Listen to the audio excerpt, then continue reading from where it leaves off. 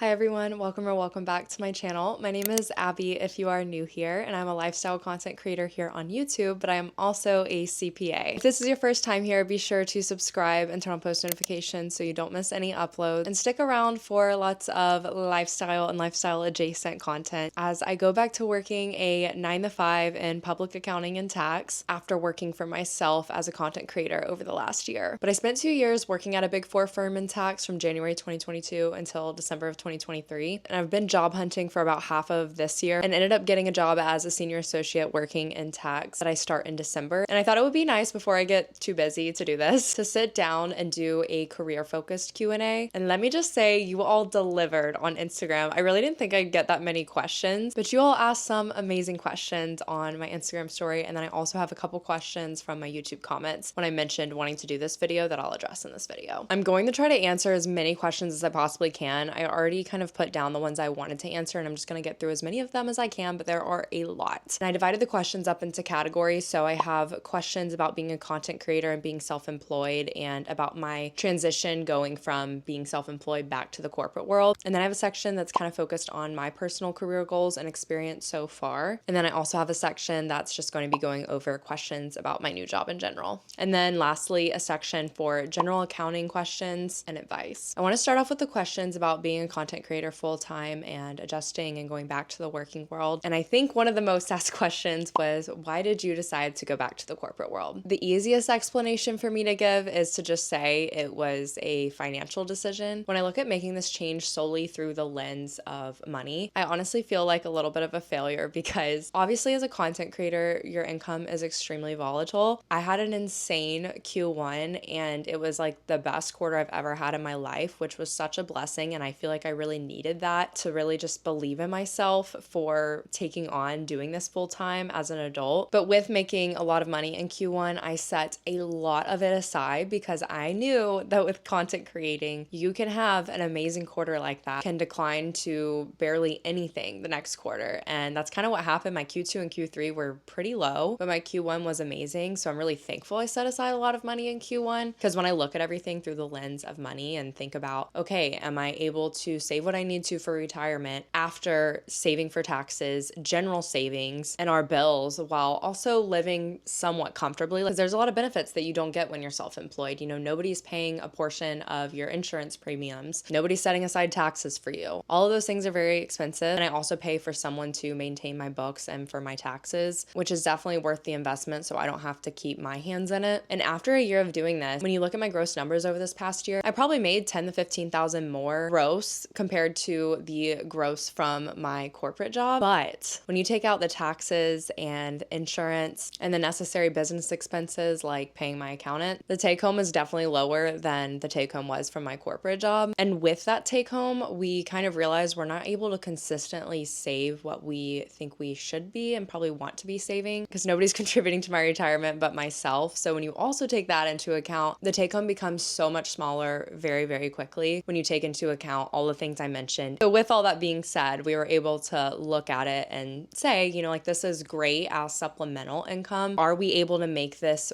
work with just the two of us? Yes, but we're not able to save what I need to be saving at this young age for retirement and fund our general savings. We could maybe get close to it if we cut out like a ton of spending, but being in our 20s and having to travel for weddings, owning a home and having to repair a lot of things in the home, it just doesn't really work out financially. And honestly, it makes me feel like I failed at trying content creation full time, but I didn't. I have to keep reminding myself I gave this a full shot, and I gave it my all. And it was a very much needed break for me after totally running myself into the ground. And I know you all saw everything I was doing last year if you were here last year watching my videos. I just don't think I ever really fully dove into how much of an impact the stress and the amount of work I did for so long on a weekly basis with wedding planning, working a very demanding full-time job with unpaid overtime for a large chunk of the year, and being a content creator. It destroyed me in ways and definitely took years off of my life. And I just didn't really want to bring that to the internet, but I was not doing well. So I needed this. I know this is a very long answer for the first question, but I think it's going to help you all have a better basis of understanding as I talk about other things in this video. But ultimately, when I think about my long-term career goals and just just the bigger picture. The social media landscape as a creator and being a full-time creator has drastically changed over the years. There's a lot more competition, and it's definitely challenging to grow with your audience. And when I thought about myself long-term and like what my goals are in the next 5 to 10 years, and ultimately long-term even farther than that, doing social media just by itself doesn't totally align with my values and career goals at the end of the day, long-term. I'm personally someone, which no judgment to people who do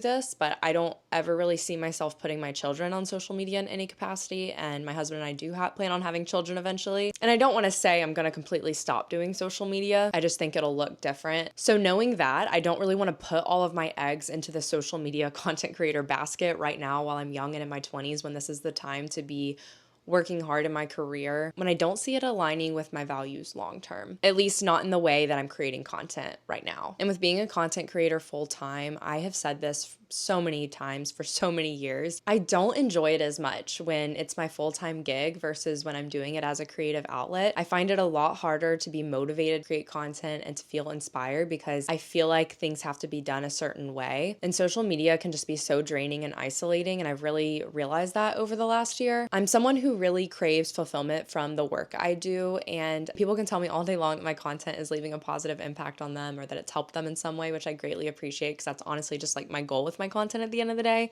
But as the creator, you don't directly see those impacts since it's just this online community, and it can just be really isolating. I miss having coworkers, and something that I really noticed this year, which I try not to take too personally because people are entitled to like and support the content that they want to support at the end of the day. I used to not care at all if like friends were supporting and liking my content. I don't expect anyone to watch it. But on apps like Instagram, when you like know people are scrolling on it and they never support you, I'm such an overthinker, and I'd get so in my head thinking that I'm annoying, but I'm like, this is my social media for me to post what I want to post. We're like, sorry, was I loud in my own house that I bought with the songs that I wrote about my own life? So I just get in my head about feeling so isolated and unsupported in ways. But I didn't really feel that way when I was working my full-time job because I just didn't have the time to care about it like that. And so ultimately, I think I just care too much when it's all I'm doing. Doing social media full-time also just feels very surface level. But when your full-time job is just posting pictures and videos of yourself, it feels so self-absorbed, and I give myself the ick of myself. It can just feel so superficial and so out of touch, especially when there's a lot of heavier stuff going on. But when it's your job to post content at the end of the day, it's not like you can just necessarily turn it off. Obviously, you have the power to an extent, but sometimes you may be in contract with the brand to post something. I just don't really like the headspace that being a content creator full-time puts me in. Even with trying not to be a walking ad and create super surface level content, I just feel like it forces me to think about myself too much, way more than the average person should be thinking about themselves, and I really don't like that. And with how much has changed in the creator economy, I feel like now you have to truly be a walking ad in order to make a true sustainable and generous living off of being a content creator. And I just don't want to partake in constantly shilling products out because I'm somebody who's always tried to keep that very limited to what I truly use and love. And y'all know I rewear stuff all the time. I'm not constantly buying new things. Obviously, I have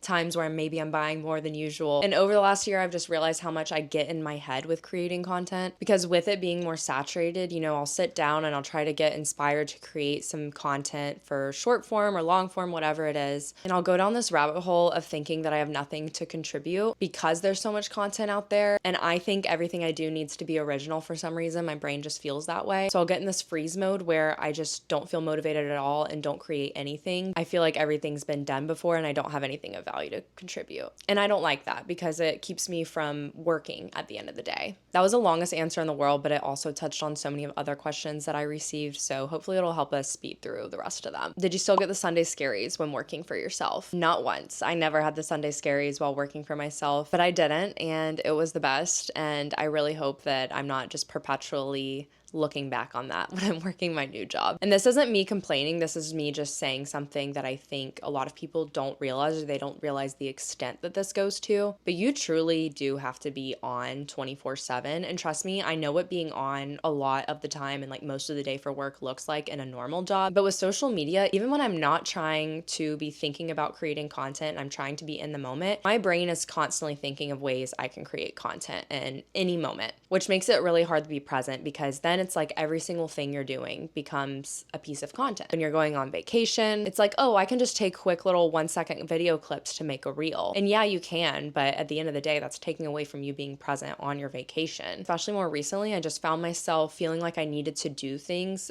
to have content and for the sake of creating content. And at the end of the day, that just doesn't feel right and authentic to me. But because I'm a homebody and I'm a smaller creator, you know, it's not like I have all this money to spend on doing crazy things or buying crazy things to show. If I'm just spending most of my time at home, I'm gonna start pressuring myself to go do things or go see things just for the sake of content. And that's no way to live to me. It was the most surprising part of being fully self-employed. This feels really embarrassing to say out loud, but I feel like such a lazy POS of a person being a full-time content creator. I do have a very toxic relationship with resting, and I'm aware of that, and I've been actively working on that for a long time. I get so much more done outside of what needs to be done when I am like balls to the walls busy and have a ton going on. When I don't have a lot going on and there's just not a lot for me to do, I do next to nothing and I will do the bare minimum, I feel like. So I think the most surprising part of being fully self-employed, I felt so much less motivated and productive overall with being a full-time content creator versus when I was doing it as an outlet. You would think that doing content creating full-time, I would be getting a lot more done in regards to content creating and I would be a lot more motivated. That's just not how my brain works, unfortunately. But I also think a lot of that was because I was suffering from some very severe burnout, like I said. But for me, the busier I am, the better in terms of my productivity and my motivation. What has a time of being a full-time creator taught you that you can take into your new job? I think it's really taught me how valuable true rest is. I had so many conversations with my therapist when I was working my full-time job about how I could create moments of rest for myself, and I was never really fully able to achieve that just because I had so much going on. But this year, I really learned the beauty in actually resting and listening to my body, which is just something that I never really knew how to do before because I was just always ignoring any signals from my brain or my body to slow down, which I think is good because going into my full-time job, when my body starts to feel run down, I'm not going to push it to wake up early for a workout class if I know I need the sleep. I just feel so much more in tune with my body now because I finally got out of that fight or flight state that I was in. After being a full-time creator, did you enjoy it more or less than you thought you would? I enjoyed the schedule and autonomy of being a full-time creator a lot. I mean, who wouldn't? But I think I didn't like it as much as I thought I would because I didn't realize how just lazy I would feel and how hard it would be for me to be doing something that doesn't have goals and deadlines and next steps kind of set by somebody else because it's all self-imposed. And I think I'm somebody who truly does enjoy being intellectually stimulated and challenged while doing content creating is hard work in ways, especially like emotionally speaking. The work itself is obviously not very hard. I miss that feeling of my brain growing and learning new things. And I've seen somebody say it on TikTok before who was a full-time content creator talking about feeling dumber every day. And while I don't necessarily feel dumber every day, I do feel like I'm obviously not challenging my brain to its potential. And not that I need to be maxing out its potential every single day, but I do like to have some intellectual challenge and stimulation. There's a good balance. And I feel like my full-time job is on like one side of the extreme and being a content creator full-time is on the other side of the extreme. So trying to find some middle ground there. And as far as being a full-time content creator goes, it's definitely grass isn't always greener situation. It's really hard not to take the numbers personally when it's what you're doing as your full-time job. So I really did not enjoy how much I started caring about my performance and the number of views I had and the number of subscribers I had. Because when I was doing it as a creative outlet, I didn't care about those things as much. Obviously, I paid some attention to them, but I didn't take it to heart as much. And being a full-time content creator, posting becomes something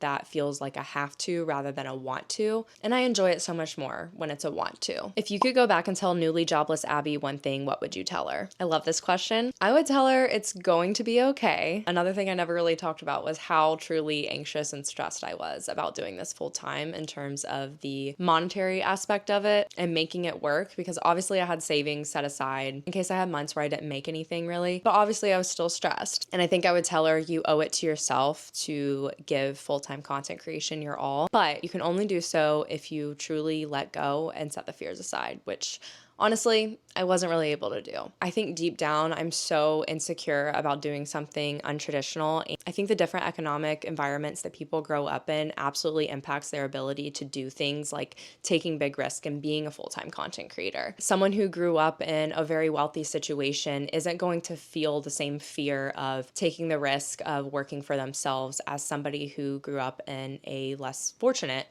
economic situation. I feel like I made so many decisions based on having financial stability and security because of an intrinsic fear of losing financial stability or not having it one day. For example, my decision with my career and the college I went to. And I think because of the relationship I had with money from a young age, it's really hard for me to undo a lot of that thinking. And all year, I've just never truly been able to set aside the fear that comes with doing something so volatile and unpredictable. And I don't think there's anything wrong with that. Having a consistent income and a stable paycheck is a blessing, and one that I've missed this year. Even though with being a full-time content creator, I have the peace of not working, in Big Four in a very stressful job, I took on a different kind of stress, which is financial stress. And even though objectively speaking, things were okay, it doesn't mean that I felt okay and I was able to shake that stress and that fear. And there's a lot of other fears that I need to truly be able to set aside that I'm not able to, such as just being perceived by people. Obviously, that's something you sign up for with doing content creation, but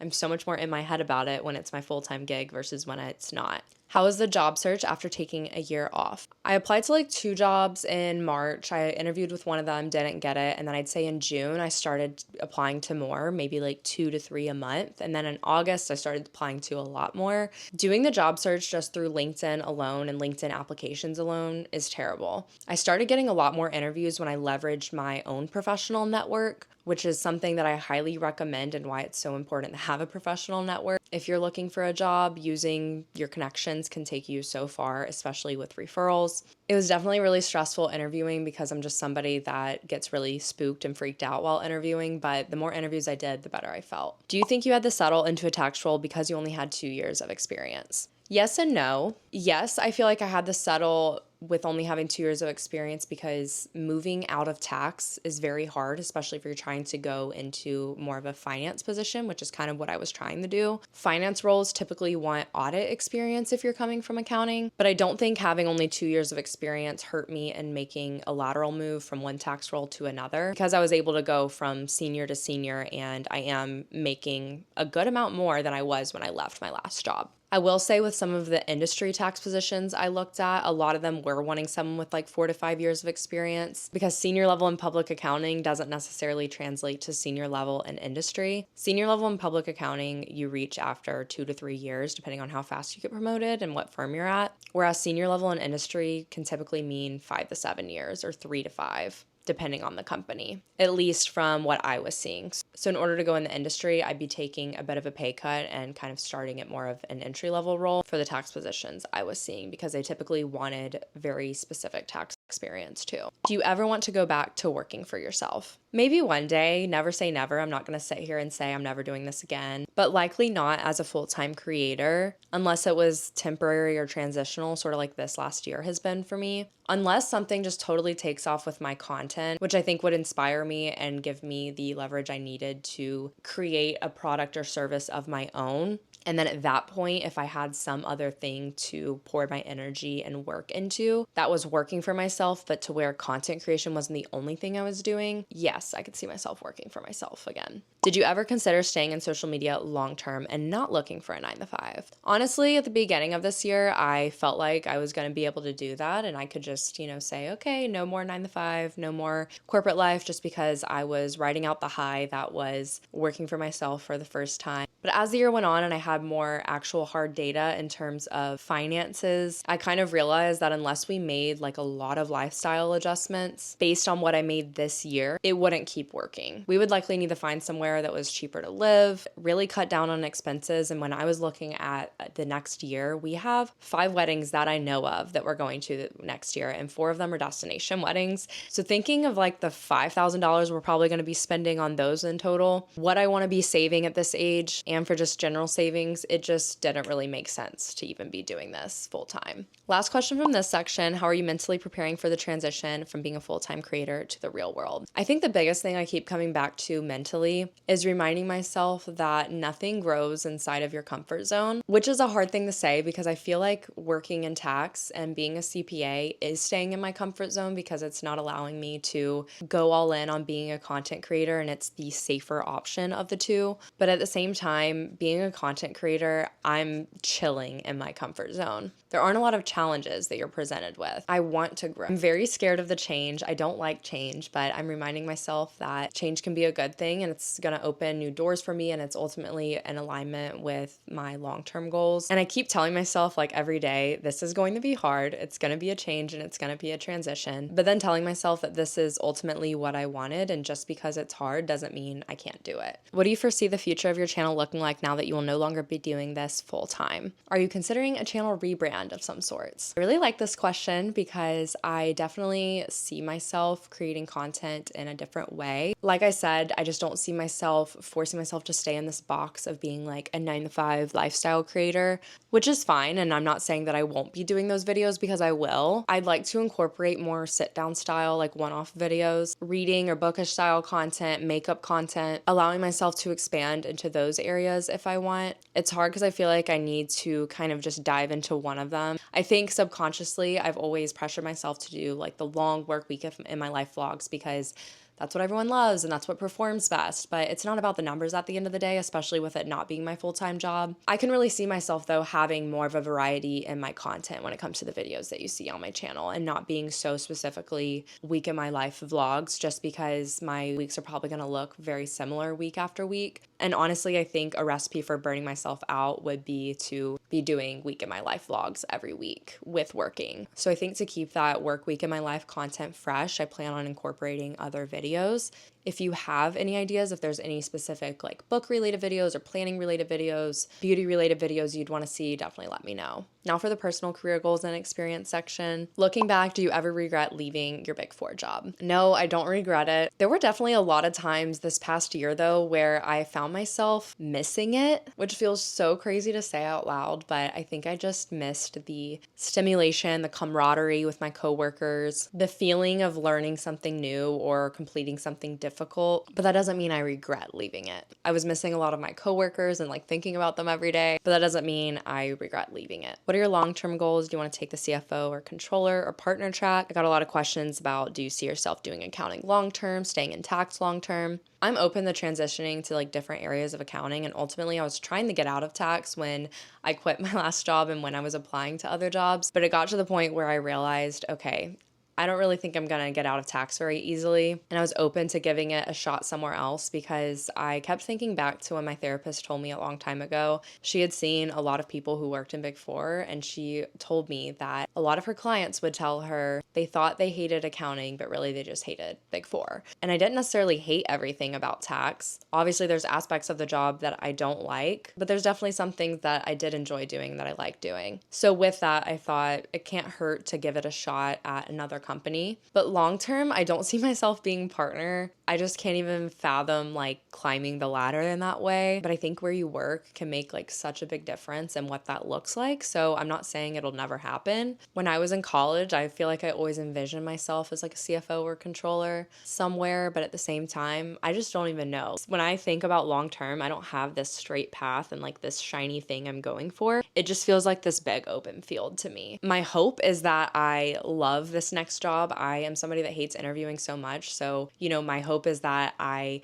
love the job and I want to stay there forever. But obviously things can change as you gain experience and your network expands and your priorities shift and your career goals shift. So as of right now, it just feels way too early to say what that long-term goal is because it's hard for me to even see that far in advance. Would you ever start your own tax or accounting business? Probably not. I definitely have always thought of myself as owning my own business and being self-employed in that regard, but I just don't see it being an accounting business or tax business. I feel feel a lot of friction when I think about that, honestly. Do you think teaching will be something you do one day? So if you didn't keep up with my vlogs over this last year, you happen to miss them, I talked about teaching a good bit because ultimately this is kind of what I had gone through in my head. I told myself that I was giving myself until December, and if I didn't have a job by December, that I would start subbing in the spring to hopefully become a full-time teacher by the next school year, so for like fall 2025. And I'm not gonna lie, when I think about teaching, I feel excited and I feel giddy and it feels right. I don't necessarily feel that way when I think about going back into working in tax. And that might sound terrible, but just hear me out. I know that with teaching, I can go back and, get a certificate at any time, and I can make that transition 10 years from now, 20 years from now, however long from now, if I want to. But it also just felt really wrong for me to just completely give up on tax after only doing 2 years at one company. So when I really sat down and thought about it, it just made more sense for me to go back in the tax, because it's a lot easier for me to go back in the tax now versus if I were to go in the teaching and then want to go back to tax. That would be a lot harder of a transition, especially as I get older. And being completely honest, my dream job has always been to be a professor. I was a TA for basically the entire time I was in college almost. And ever since I started TAing, I've just dreamt of being a college professor. So working in tax and having a strong career in tax for whatever amount of time it is, and then transitioning to being a professor would ultimately be my dream. Whether or not things shake out that way, I don't know, but that's kind of what my long-term career goals are. So when I say working in tax aligns with my long-term career goals, that's kind of what I mean. Did you consider not staying in accounting? I know I've talked about this a lot, so I'll keep this kind of short and sweet. Yes, that was actually the goal, was to get out of tax, I guess you could say. I was looking to move into more of like a financial analyst role, but I just was not finding any jobs. But I think it's such a saturated position, especially at the entry level area where I am. And somebody with audit experience or finance experience from an investment bank or something is going to beat me out every single day on applications. So I kind of realized that was a pipe dream and not going to happen. I applied to a job to actually be working in social media as a content creator for an agency. So creating content for the clients of the agency, basically. So I was like, hey, why not give it a shot? I never heard back from it. And then obviously I considered teaching as well. So I was very open. And I mean, I really did explore a lot of options and just found myself back in tax. Would you have done anything differently while at your Big Four job before leaving? Yes. One literal thing that I would have done differently, like right before leaving, is send myself notes on certain things, not obviously related to clients or anything related to the company I was working at, more so just things that I learned in terms of like tax technical knowledge. I had a OneNote and it had just my whole entire work life in it, basically. And I wish I would have emailed myself a lot of the notes that I took in regard to like actual tax related things, because I think it would be helpful for me to look over now, like before I start this new job. But obviously it wouldn't have been anything like client specific or specific to my firm. But I would have gone back and set stronger boundaries and just been a bigger advocate for myself. Unfortunately, I think relied on some of my seniors to advocate for me in certain situations because I felt so small and powerless at such a big company. But you have to advocate for yourself and your own career, and you can't rely on other people to do that. And I also think I would have leaned more into my counselors for support and mentoring, because I only really talked to them and used them for the required touch points that we had when it came time for like performance reviews and stuff. And I just think I could have learned a lot from them if I leveraged them as an actual counselor more. But when you know they're really busy and when you're really busy, you're just not thinking about that. Someone asked for tips for balancing being a content creator and working a 9 to 5. I hate to say it, but multitasking is your best friend. And no, I don't mean multitasking while you're working your 9 to 5. I guess it's more so habit stacking in a way. Taking advantage of those short time periods where you normally would write off as being not enough time to do something is huge for me. For example, if I'm picking up my curbside grocery order and I'm sitting in the car waiting for them to come out, sometimes it takes 30 minutes. I usually whip out my phone and I'll edit short form content during that time. When I'm eating my lunch during the workday, responding to my manager, any emails I have, or once again, editing short form content. Using moments in your days as opportunities to film content. If you have a cute work outfit on, being like, okay, I'm gonna get ready an extra 5 minutes early so I have 5 minutes to shoot a couple clips for an outfit video. You don't have to set aside hours for filming every week. You can get so much more content filmed than you probably think you can if you just get a magnifying glass and look at those moments that already have opportunities to create content in them, if that makes sense. Or if we were just in the car and driving somewhere, Lord knows when you're in Houston, you're driving usually at least 30 minutes to go somewhere. So maybe responding to YouTube comments or DMs or editing short form content once again during that time. It kind of sucks because it does keep you from being present in a lot of those in-between moments, but it's kind of just something you have to do. And ultimately just understanding that if you're wanting to have a side hustle, whether it's content creation or not, you have to understand that you're going to be making a sacrifice somewhere. And that's okay. You just have to be okay with it yourself. For me, it's the social life. Made a lot of sacrifices with my social life during the 2 years I was being a content creator and working in Big Four, and I'm sure I will be to an extent as I go into this new job as well. But I plan to prioritize my social life a little bit more than I used to. Given how you felt about your Big Four job, how do you think this position will be different? Do you think the last time it was the company or was it you? I'm not saying anything negatively about my previous company because I think it's more so of a cultural issue at the whole Big Four level because of the size of the firms and just feeling like this tiny, tiny fish in a ginormous ocean. The teams that I ended up working on, I honestly could not have asked for better people to work with. But I also think I was just young and naive, and I kind of went into my job with no expectations because I really wanted to form my own opinion about Big Four and go in with no expectations, because if I went in with a really negative mindset of, oh, I'm going to be working long hours and unpaid overtime and it's going to suck, then of course I'm going to feel that way about it. So I tried to go in with absolutely no expectations, but I took that a little too seriously, and I also went in with no boundaries. So I think that this time I've learned a lot in my last 2 years at my last job. So I think that knowing what I know now, I can go into this new job once again with no expectations, but also having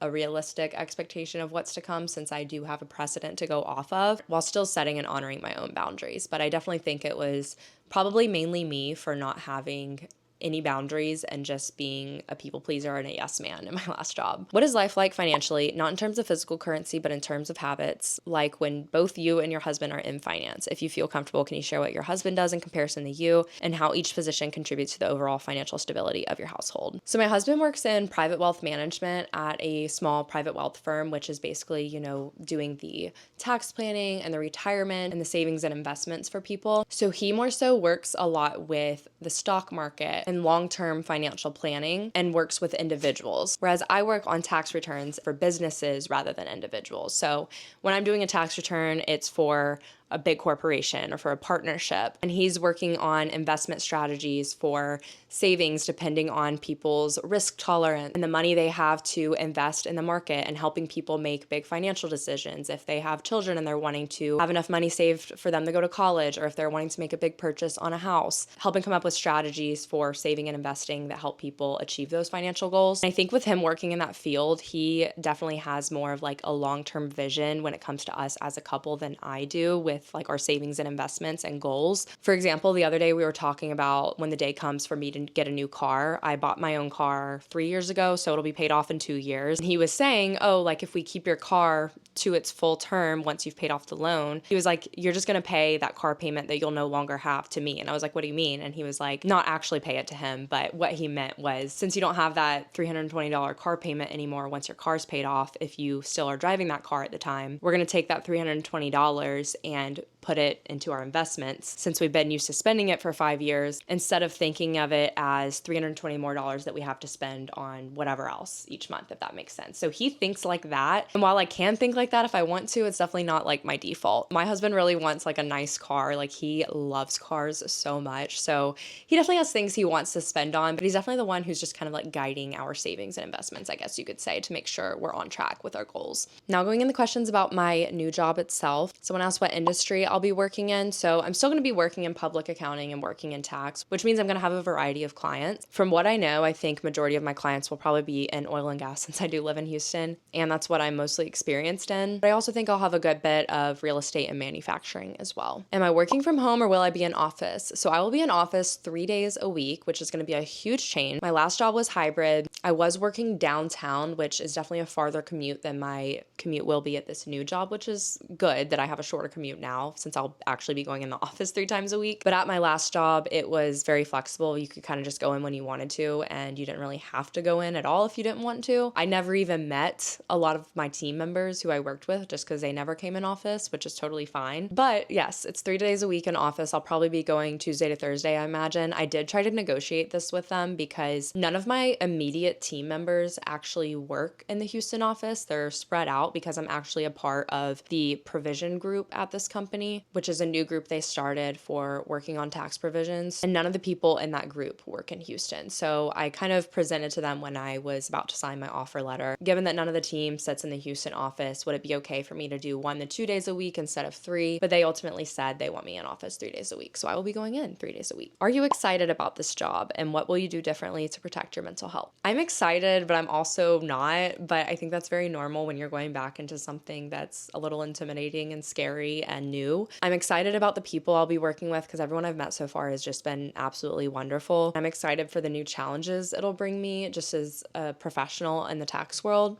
I'm excited about having consistent paychecks and benefits again. And what will you do differently to protect your mental health? I think going back to the other question I answered earlier, knowing that I have to advocate for myself from day one and just setting better boundaries. Working in a profession like tax, it's really hard to set boundaries because there are times where you do just have to be available basically the whole day or over the weekend, whatever the case may be. And I get that, but there's a difference between having no boundaries and just letting people take advantage of that, and then being a good employee and getting your work done while still having boundaries. And when I was at my last job, I had no boundaries. I said yes to everything, never really stood up for myself. So I definitely plan to be better about doing those things in this new job. And I also think what I'll do differently to protect my mental health is to just remain as emotionally unattached from work as possible, within reason, of course. I had such an emotional attachment to my work at my last job. I derived so much worth from how I was performing and the amount of work I was doing. If I wasn't understanding something or if I made a mistake, it was hard for me not to be in an emotional state over that. Not necessarily saying I'm crying, but just in like a great state of stress. So in order to protect my mental health, I plan on just being a lot more emotionally separated, I guess you could say. And that doesn't mean I don't care. It just means I know when to let something emotionally impact me versus not. How do you feel about balancing work and life this time around, post Big Four? When I was working my Big Four job, I was uploading YouTube videos every week. I was trying to post Reels and TikToks 3 times a week. I had a podcast that I uploaded weekly, and then I was wedding planning for 15 months of that time. This time around, I no longer do my podcast, as y'all know. I stopped doing it this year because I just felt like it was really something I did for a season of my life, and I just didn't really feel like I had much more to say. And I don't want to be contributing fluff to an already very oversaturated space. So that in and of itself makes me feel a lot more optimistic going into balancing them both this time around, because I'm going to have 2 huge things off my plate that were on my plate before, which is wedding planning will no longer be on my plate, obviously, and then having a podcast. So I'm feeling optimistic about balancing it all, and I think that there are so many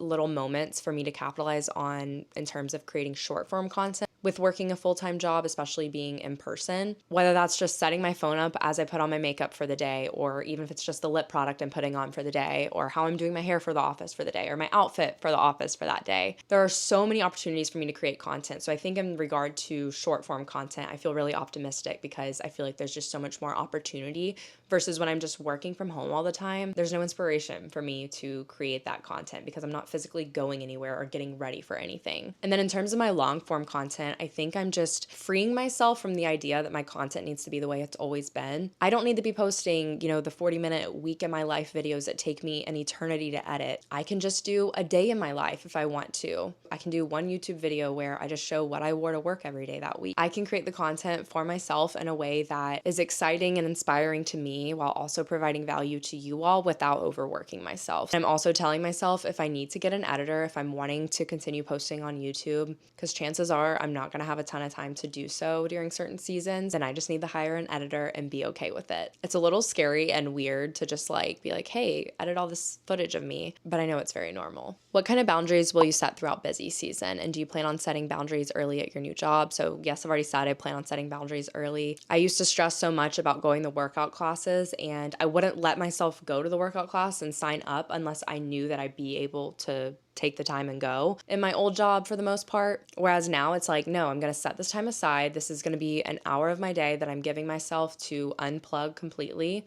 and do something good for myself. Obviously not going to do it in the middle of the workday or during a meeting or anything, but when it's outside of working hours, if I'm having to work overtime, I'm not going to feel bad about giving myself that time to myself because I ultimately need it to be a good employee and to have the energy to work those extra hours. When I take my lunch break and when I eat dinner, I don't want to be checking my work emails or responding to pings unless I absolutely freaking have to. If it's urgent, but chances are it's not going to be so urgent to where it needs to be responded to within an hour. So I want to be completely unplugged during those times. I got really bad about checking my email over the weekends too in my last job. And while there are times where I need to be doing that, I don't want to be in the habit of doing that, if that makes sense. It may not sound like that good of boundaries, but if you don't work in tax, or it's going to be hard to understand the type of boundaries that you can and can't set within reason, because you have to be a very flexible and available person, but I still think you can set boundaries. What are you most nervous and most excited for going back to corporate? And are you nervous to go back to a 9 to 5? I'm most nervous about the change and just that time period of being new and learning things. It just makes me so uncomfortable to think about it. When I think about the first year at my last job, I was just constantly stressed all the time because there was so much I was trying to learn and figure out. And while I think it won't be as bad this time because I know a lot of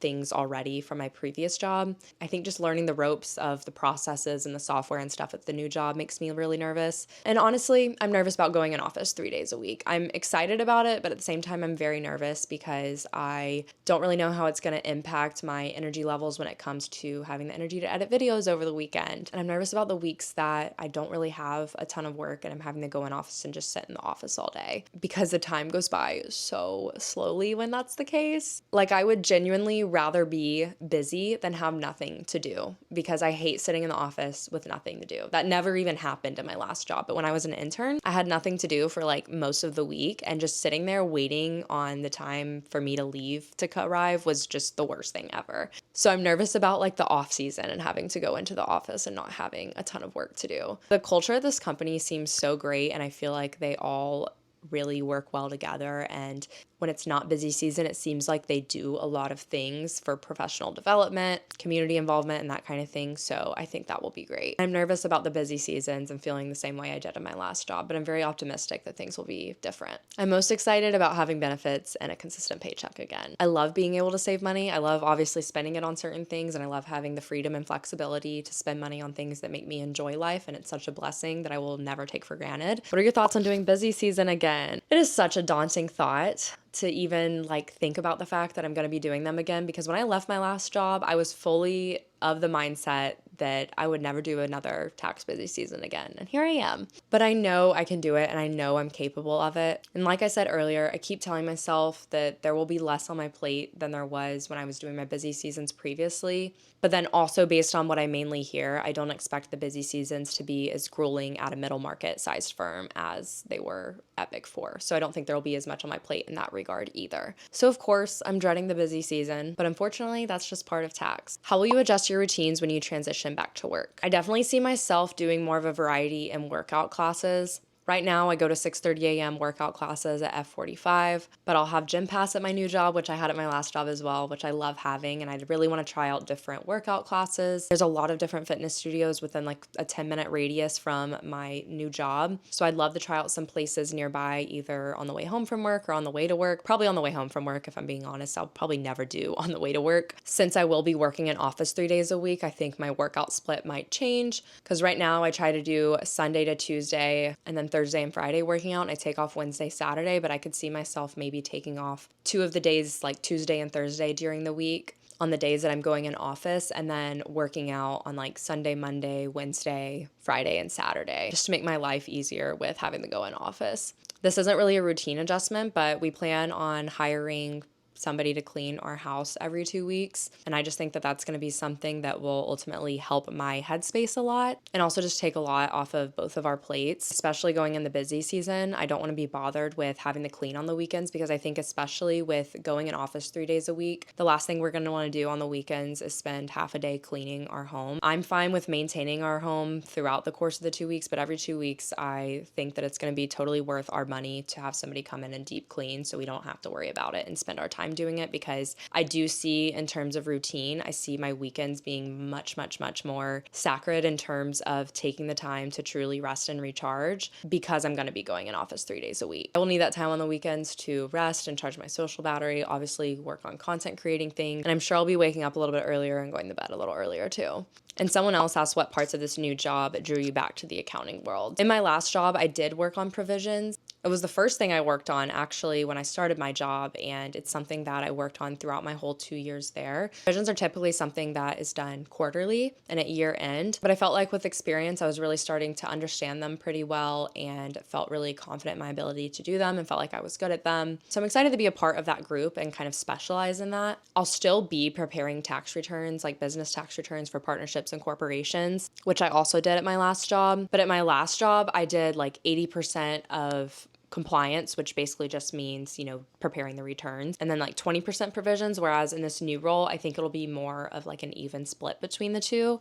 And from what I can understand, I feel like it's going to provide me more of a consistent busyness throughout the year rather than like super big spikes and being really busy and then falling off and not really being busy at all. And ultimately, I think when I talked to my friend about this company, she's been there for a year and a half, and everything she had to say just sounded good to me and like things that I'm kind of looking for in my next position anyways, and the culture sounds like a really great fit. So that kind of drew me back too. Are there any new things you want to incorporate into your morning or night routine? I want to lower my screen time a bunch. I want to break my habit of just scrolling all the time. I want scrolling to be something that's more of a treat and rather than a habit. And I think that my busyness will definitely lend itself to not scrolling as much because I'm not going to want to spend my free moments on my phone scrolling. I want to listen to more audiobooks with having a drive to work every morning and going on my walks during the morning and in the evening. In a perfect world, as part of my morning routine, I'm not going to just be like rolling out of bed and be like rushing from the moment I wake up until when I'm out the door, because that just starts my day off with stressful energy and on a stressful note. I know there's going to be days like that because during busy season, it's just going to be about maximizing sleep, not about having a slow morning and easing into the morning. But I would really like to implement, like a 30-minute free time window, I guess you could say, in my mornings where I'm able to read or work on YouTube stuff and kind of ease myself into the day. But I think that might just be something that I have to do on the days I'm not going in office. Why did you pick public accounting again rather than going into industry? A lot of industry roles in the city I live in are in oil and gas, and I didn't want to work in oil and gas accounting. I did an internship in 2018 at a private oil and gas company in their accounting department, and I did apply and interview for some industry roles, but I just really wasn't getting interviews, and my professional network doesn't really extend very far into industry, I feel like.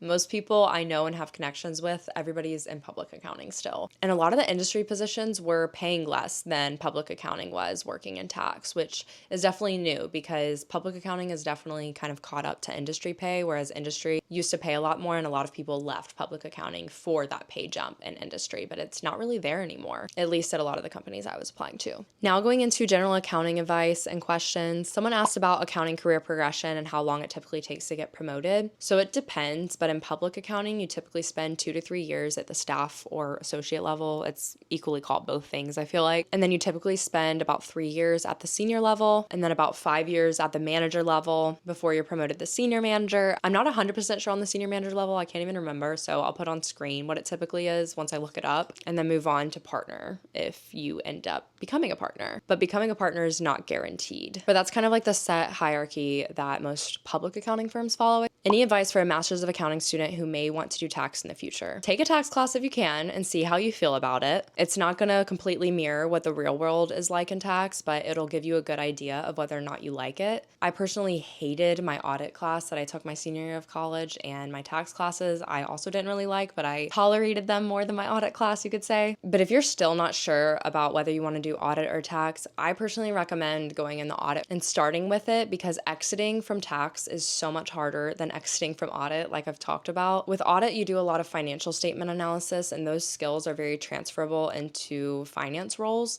but tax skills are really mainly only transferable to other tax jobs. So if you're not really sold on tax, I think starting with audit is the smart thing to do, because then you have more of a broad variety of exit opportunities if you start out in audit, and you can always switch from audit to tax if you want to. I know several people from my last company who came in the tax from audit. If you think you want to be a financial analyst in any regard or go on the finance track at all, I think doing audit is a smart thing to do if you already know that in your mind. How do you deal with burnout in general? I think the biggest thing for me personally, it's going to be different for everyone, but I have to schedule my breaks and schedule movement and stay committed to them. If all I'm doing is sitting at my desk and sleeping in my bed and eating food, I'm going to be a miserable shell of a human being. So committing myself to going to a workout class and scheduling that in my day and knowing I have that to look forward to for getting away from my desk is huge for me. Same thing with social plans. And I think another thing is not being afraid to ask for help and support. Maybe that looks like texting one of your closest friends and saying, hey, every 2 weeks, can we just put on the calendar time to like grab a coffee together? Or maybe that looks like asking your significant other, hey, during busy season, can you take care of the laundry or can you take care of the meals? Don't be afraid to ask for help where you need it. And I think romanticizing the sucky things as much as you can is key to getting through working long days. So if that's your drive to work, for example, find a podcast you love to listen to that's a good form of escapism for you. Listen to an audiobook, call one of your friends or family members and chat with them. Listen to your favorite playlist. Set up your desk in a way you love at home. Have pretty pictures above your desk that you like to look at. Put a diffuser on your desk if you think that'll calm you down, or maybe a cozy lamp and a blanket to have at your desk, one of your favorite candles. It's finding those moments that you can improve, and actually improving them can make a big difference. And when it comes to dealing with burnout, the best way to deal with it is to remove yourself from the situation that's causing the burnout. So honestly, taking time off. I think we often reserve our time off for vacations and holidays and all of these things, but if you just need to take a day off because you're burnt out, then do it and try to align it with a long weekend that you already have so that you can really fully remove yourself for more than just that one day. And think of the things that you feel energized after doing and do those things and engage in the type of rest that works best for you, because everyone rests in different ways. Remove yourself from the situation as soon as you can and engage in as many of those things that you feel recharged and energized after doing. I don't have like a 3-step recipe for this because it's truly going to be different for everyone, and it's up to you to be in tune with yourself to know when you need that and to know what fills your cup at the end of the day. If you don't recharge by going out and getting dinner with your friends, and if that just drains you, don't do that when you're burnt out. Favorite places to shop for business casual. I really believe in getting like a solid, nice pair of work pants, and you can just rewear them 2 or 3 times before you wash them during the week. The Aritzia Effortless pant is amazing. You can find so many great pieces thrifting, trust me. I got all of my business clothes secondhand when I was in college, but I mean, it was because I couldn't afford anything else, but I still got really cute stuff. I really like Old Navy. Abercrombie is great for basics when it comes to just like good bodysuits and tops you can wear, but they are a little bit pricier. Target has really great business stuff. They always have like different kinds of styles of work pants and sweaters and basic tops. Banana Republic and like Banana Republic Factory. I've seen really cute stuff on Gap, but I haven't bought anything. And then of course like Nordstrom Rack and TJ Maxx are also great. Those are just a little bit more inconsistent, I guess you could say. How did you explain the gap from a tax job on your resume in interviews? Every single interview I did ask me about my gap and what I had been doing the last however many months it had been since I quit at the time I was doing the interviews. And I was honest with all of them and told them that I had been a content creator for 7 years and I fortunately make some money from it. So I had the luxury of being able to be very intentional with my job search. And I always recognized that privilege when I was doing these interviews and emphasized that while it is something that I can and do make money off of, it's not what I want to do with my career long term and full time, and that I enjoy it much more as a hobby, and I see it as a hobby and treat it as a hobby when I am working a full-time job. And nobody ever had any issues with it. I actually got pretty positive feedback from a couple different interviews saying that it's great that I have something else that I can do. But I think if you've had a gap on your resume and you don't have another job that you've been doing, or you're not in a situation like I am, find courses that you can, brush up on, or certifications you can get. You can say that you've been working on expanding your knowledge within a certain subject area, or you received X certification, or you're improving your Excel skills, or whatever the case may be. Obviously, don't say those things unless you actually do them, but that's a great way for you to provide value in your season of not having a job when it comes to explaining what you've been doing. But if you've had a break because of some big reason, like life-altering reason, and you aren't able to do any of those things, I think being honest is the best thing to do. And there's probably so many videos on TikTok talking about like how to navigate that discussion. That is all the questions I'm going to answer. I have literally been recording for 2 hours at this point, so this is going to be a real chunky video. But thank you all so much for watching and for listening. I hope that this was valuable and just insightful for you all as I go into this next chapter. And I love just being able to sit and chat like we're on FaceTime. Be sure to subscribe if you aren't already and turn on post notifications so you don't miss an upload. Give this video a thumbs up if you enjoyed it. And if you have any other questions, you can leave them in the comments and I'll try to answer them. Thank you all so much for watching, and I will see you all in my next video.